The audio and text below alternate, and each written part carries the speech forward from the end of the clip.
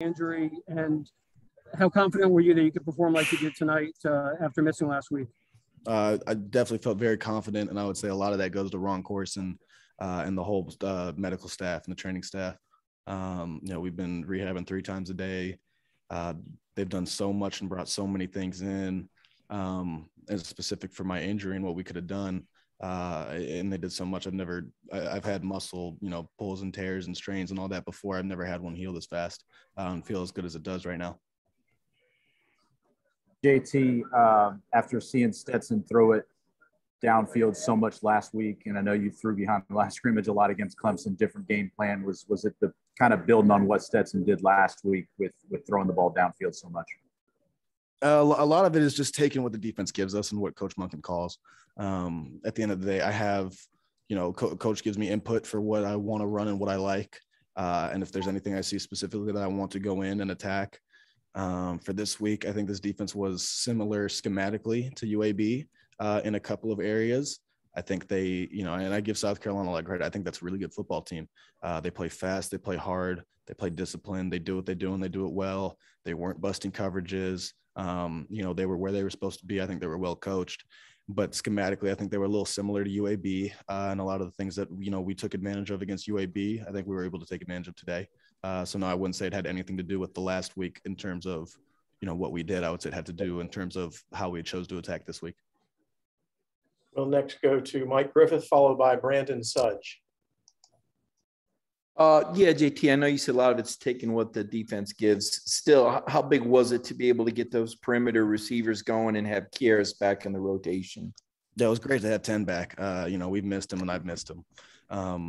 In terms of taking when I say take what the defense gives us, to me, a one-on-one matchup where we can take a chance at a deep ball is taking what they're giving us. If they're going to give us one-on-one without a safety in the way to, make it a 2-on-1, to me, that's giving us, something. One-on-ones, I think, are not 50-50s with AD and Jermaine. I think they're 80-20s.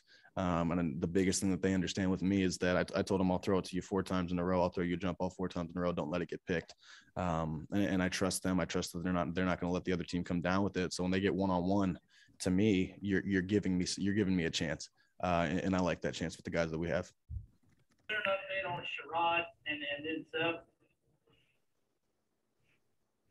Hey, JT, can you take me over these last couple of weeks? I mean, can you tell me, when you kind of felt like you could come back to play?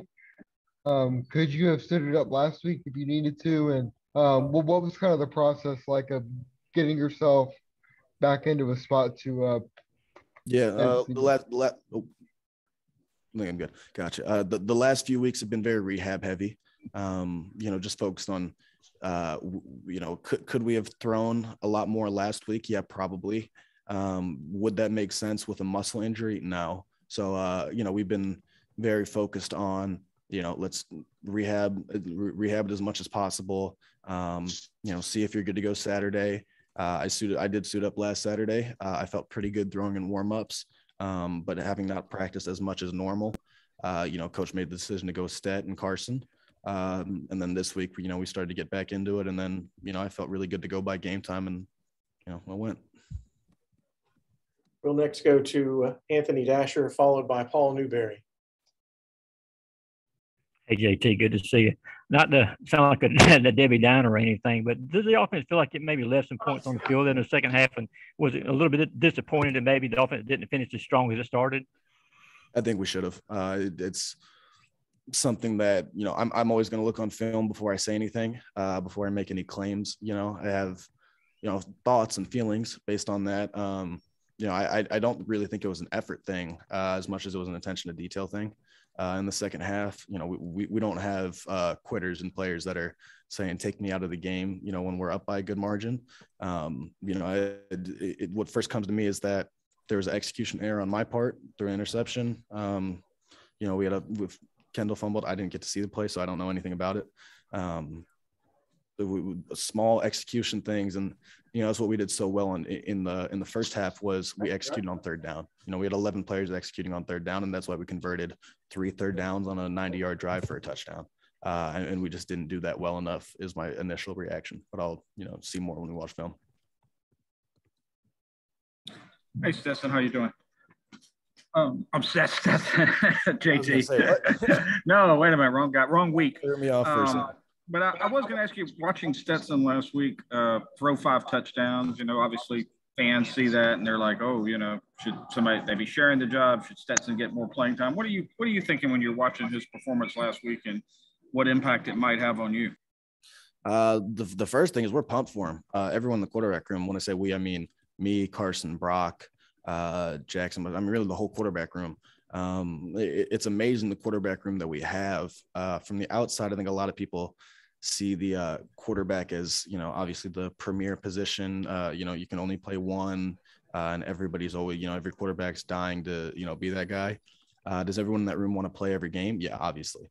But I think we have 4 scholarship, really team-oriented, team-first guys. When Stetson, me, Carson, and Brock are all watching for specific things, and the same things happening when I'm in. So it's not something that really even crosses my mind. I let coach make the decision on who's going to play and when. They don't pay me to make that decision, so I really don't spend much time thinking about it. And happy for Stetson when he plays great. He's happy for me when I play great. We're all happy for Carson when he plays. It's just a good quarterback room that's more concerned with winning than who's getting the shine. Next, we'll go to Chip Towers, followed by Dean Legge. Yeah, JT, I was just wondering if you could expound a little bit on that third downs. Really incredible. 9 of 12 today, I think. And just talk about your process on third down. There were some pretty tough throws, tight coverage on some of those. Were we 9 of 12? Wow, that's really good. And yeah, similar to what I said earlier, it was 11 players executing. I definitely did my job when we execute on third down. But what we did, in special is AD hit his full route depth, something he's been working on. He did it every single route tonight. We did a great job with pointing out who the mic is and mic and protection and getting situated. And there wasn't pressure issues. There was no unblocked man. We did a great job holding up, and I had plenty of time on third down. Running backs did great. Really, everybody did a great job in terms of executing their job. Nobody tried to do too much, and nobody did not enough. And that's what happens when you do that on third down. It's definitely toughest to do on third down. When you have a certain yard you have to get, especially when you're in third and long. But when 11 players execute, that's what it looks like.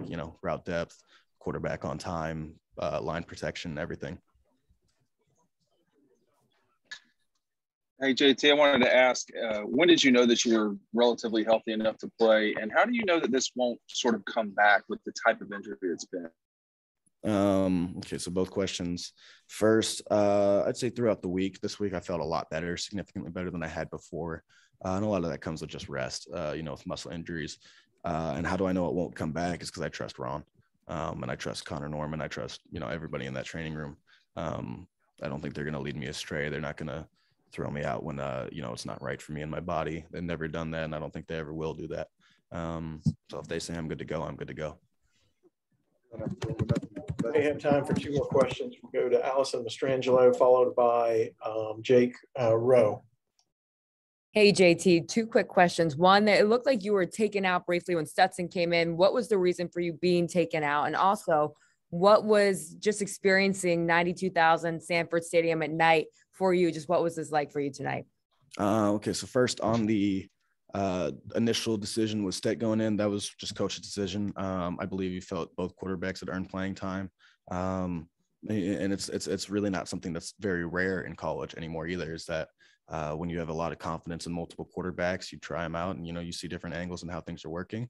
But really that's not my, that was not my decision. That's a coaching decision. And, when Stet's in, I'm pulling for Stet, and I'm telling him what I'm seeing, and when I'm in, he's doing the same thing. In terms of Sanford with 92,000, it's awesome. It was fun. I really never had experienced like a true, where I never believed in a home field advantage too much until I saw like a real SEC, like hearing that when the other team's on third down, like it's something else. Like I would hate to play against us with Sanford and what we do. It was a really good time. I just love getting to experience it. JT, a guy that I understand that we're very close with and was very close to this program, Trevor Moad, passed this week. And I just kind of wanted to know, were you thinking about him coming into this game and was, what was the conversation with Kirby like? Because I know those two are very close as well. Yeah. That was a huge deal when that happened. I had to walk out of meetings for a while and, kind of process it. Trevor was one of my best friends. I've been very close with him since I was a 7th grader, 8th grader. And what he's done for me and so many other people, I feel nothing but gratitude for him and the person he was, and what he was able to do for me. Everything that I talk about when I talk about concepts, or, when I talk about staying neutral, there are just so many other things that when I get asked questions, I answer media honestly, and everything comes from what I've learned from Trevor. Him passing, I know he'd been going through stuff, but just the kind of guy he was, he wouldn't tell anybody. And it's crazy. I was tearing up in the locker room watching the last video Trevor sent me, and he used to send me. He had his video team and him send me videos before every game. It's crazy to me that I won't get a new one, but it puts a lot of things in perspective for me, and I really got to appreciate him for everything he was and for everyone he impacted. Thanks, JT. Appreciate you. Thank you.